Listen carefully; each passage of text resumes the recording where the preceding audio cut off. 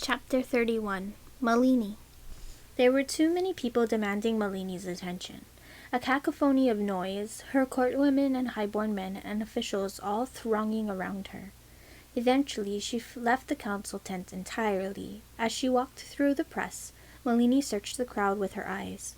When she found Priya, she caught her gaze, held out a beckoning hand to her. "Elder Priya," she said, "please accompany me." Priya didn't hesitate. She matched Malini's footsteps, shadowing her back to the tent.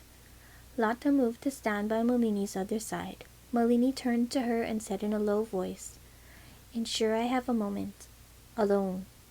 She did not say with Priya, but Lata looked carefully between Malini and Priya, comprehension in her eyes, and said, "There are going to be many people who want to speak to you directly, Empress." "Tell them they will have to wait," Malini replied. "You may want to speak to them," said Lata. "Later." "Empress," Priya said, "if you're needed here." Malini didn't let her finish. She grasped Priya's wrist, one firm press of her nails to skin, and drew Priya into the tent behind her. The curtain fell shut behind them. Inside, the tent was empty. Malini turned on her heel. She didn't look to the curtain or listen to the sounds beyond the canvas. She trusted Lata to do as she asked. Instead, she cupped Priya's face in her hands, feeling the unhurt wholeness of her face under her hands, meeting the warmth of her lovely brown eyes. "Are you really well?" she demanded. "Priya, be truthful with me." "What does it mean to be well when there's a war going on? I'm well enough, Malini. Some of my men were lost, men I knew. I lived with them in Ahiranya. Our tent burned. All my things are gone. She swore, and Malini felt the movement of her jaw, the shift of those delicate bones under skin. "I brought hashish, and wine, and I have no idea if any of it survived. I suppose it doesn't matter." "Lata will find you a new place to sleep," Malini said, "and we'll make sure you're reunited with any of your men that survived. I promise you." "What if I stay here with you?" Priya asked. She gave Malini a watery smile, a teasing edge to her smoke-strained voice. "Just like I did when we were in Ahiranya and I was your very own maidservant. I could sleep on the floor. You wouldn't even notice me." "Priya," Malini said, a tug of desperate fondness beneath her breastbone, "I always noticed you." She brushed the dark hair back from Priya's face, not wanting to release her, wanting to touch her just a little more. "You're not a maidservant anymore, Elder." "No," Priya said, "not yours, not anyone's." "Priya." She hesitated, thinking of Priya's pride, and the war council, and the hand curled around Priya's chest.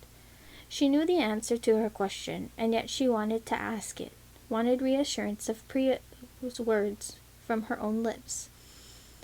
"Does it offend you that I did not name you my general?" That drew a laugh out of Priya. "What would I do with being a Parijatvipan general? Ahiranya doesn't belong to your empire. No, I'm better off as I am. Besides, it seems dangerous work being one of your creatures." Her smile deepened, wicked. It was an amazing thing," she said, voice low, "watching you in there with those men. You spin beautiful webs. Even when I can only see the edges of them, I have to admire them." Malini never told all her plans and machinations to anyone. She had grown less open, she knew, had hardened her heart and closed the doors upon it, so she would never let anyone truly know her. She could not risk being hurt, could not risk giving anyone the strength to betray her. But Priya had saved her life time and time again. Priya had let Malini hold a knife to her, had kissed her beneath a waterfall, and seen her utterly. All the things in her that were cruel and vicious and broken, and cared for her regardless.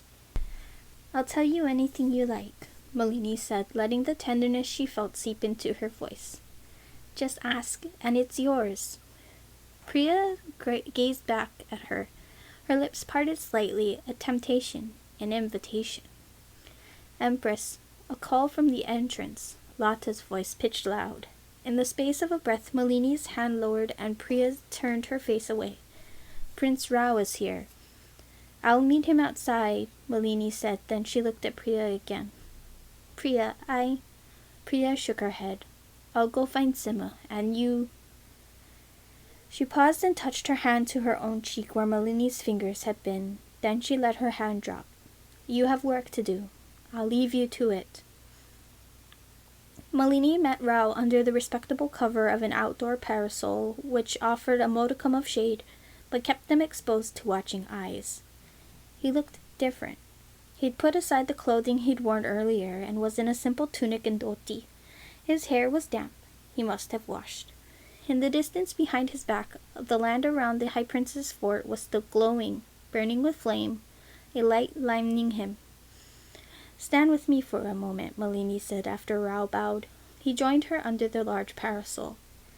I consider Elder Priya part of my inner court, Malini said, speaking of her women. But I also need her in the battles ahead, and I would like her to face them with you. She trusted Rao, and therefore his men, more than she did anyone else. What do you think of her? I remember the first time I met her, said Rao. She was blunt, difficult. I liked her. Of course you did, Malini said. Affection bled into her voice. You don't like simpering, quiet women, do you, Rao? His jaw twitched.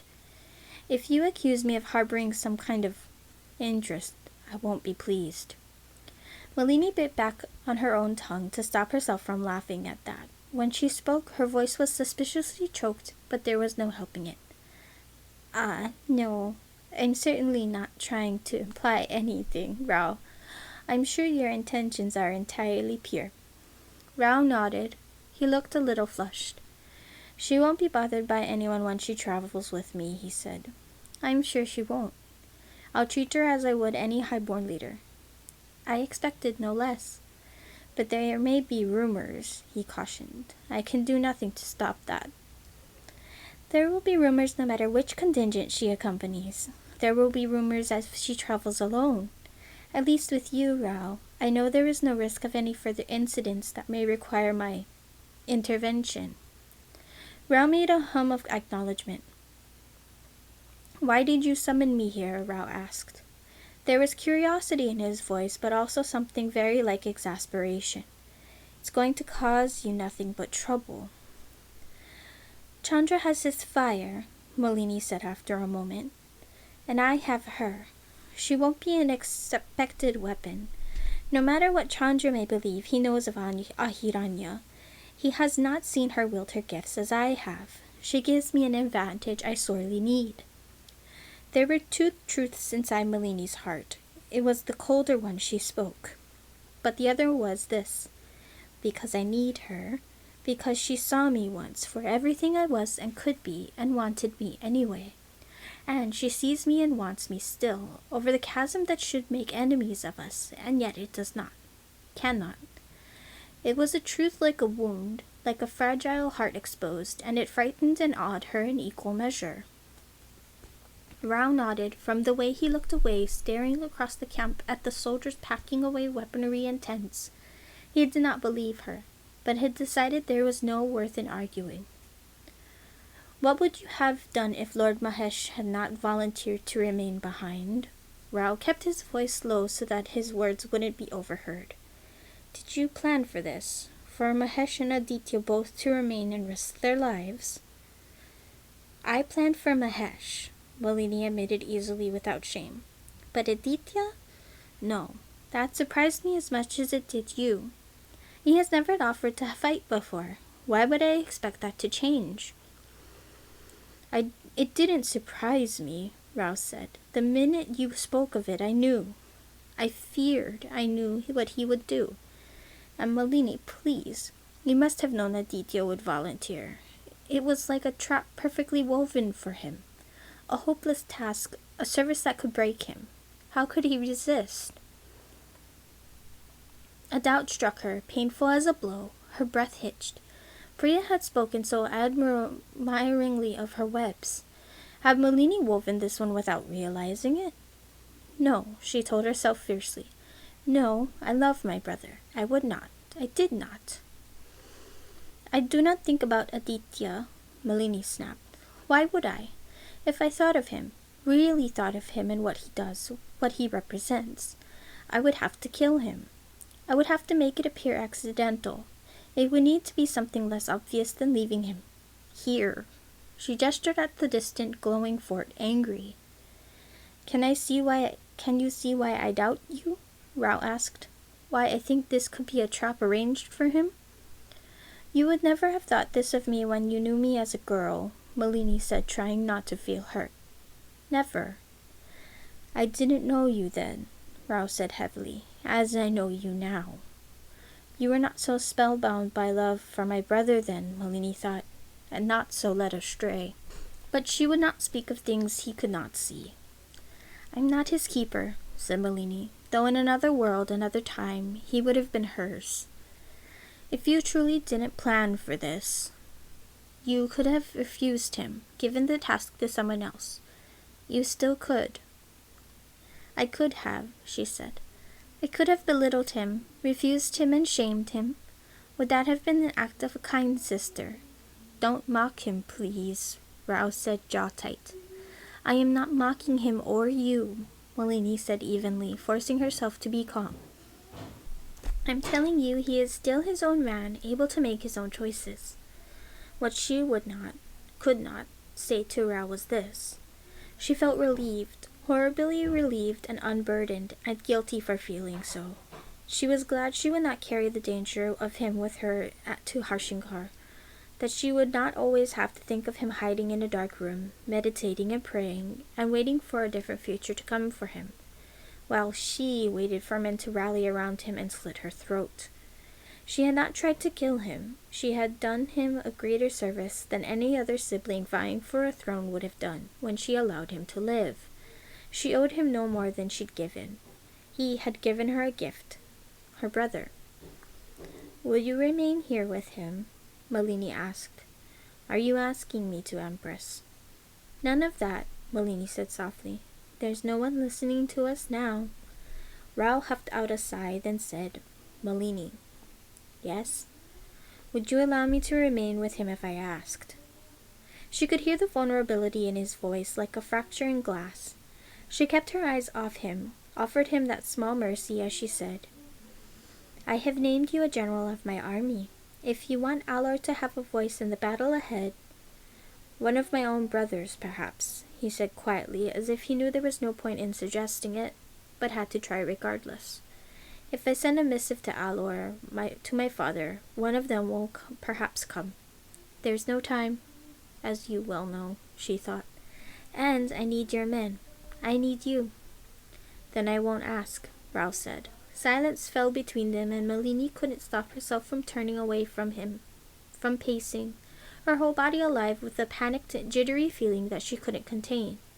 So he didn't want to stay with her, help her. What did it matter? Malini, he said finally. Don't, she said in return. Mahesh will be trustworthy support for Aditya. He will be someone Aditya can rely on. Take peace in that. I will, he said. As I take peace in knowing you'll see this war won before he is harmed. Strange, she thought, how compliments from his lips so often sounded like despair. As if he looked at her every success, every battle won, every high-born enemy circumvented, and felt fear. Sometimes, often, she wanted to pry that fear apart and see its working. She wanted to ask him, You who named me and gave me the opportunity to seize my crown, what do you fear? Is it me or my choices? Is it what will become of me, or what will become of men like you? I'm going to see Aditya, she said instead. Is he well? We sparred. It was... He stopped and shook his head minutely. He's well. There's something in his voice. Something that was not for her.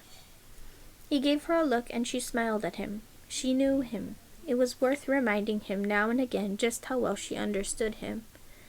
He cleared his throat. I'll leave you to it, he said. I think it won't be long before we're ready to move. After Rao's departure, Malini summoned a guard. Is the fort still silent?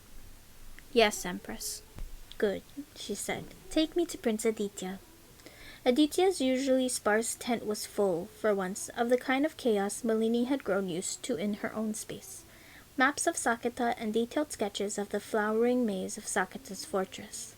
Military officials imparting information at rapid speed, the intended formations of troops, the supplies that would remain here or travel with Malini's larger force of men.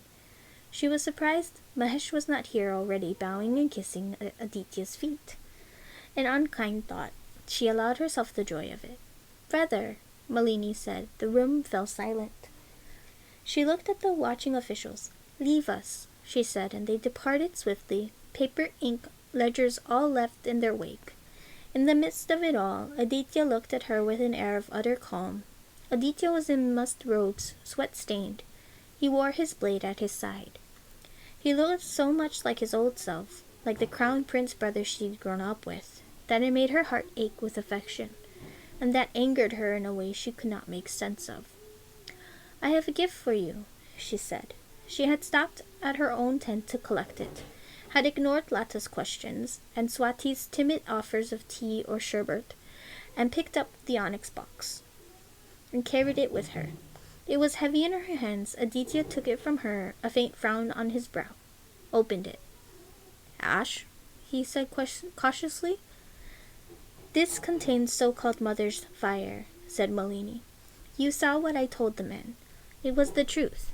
But this," she pushed the box forward, "this is my assurance to you that it truly wasn't the fire of the mothers, that it is not impossible to defeat." Aditya nodded, passive, waiting for her to speak. "I'm going to defeat Chandra," Malini said. "I will move on Parijat as swiftly as I can. I have great strength behind me, and the mothers, and the nameless also. I will defeat him. You need only survive until then, and then the full might of the Parijatvipan Empire will support you." "I have already elected to stay," he said, laying the box over his knees. "I am not afraid of death." "You should be," Malini said swiftly.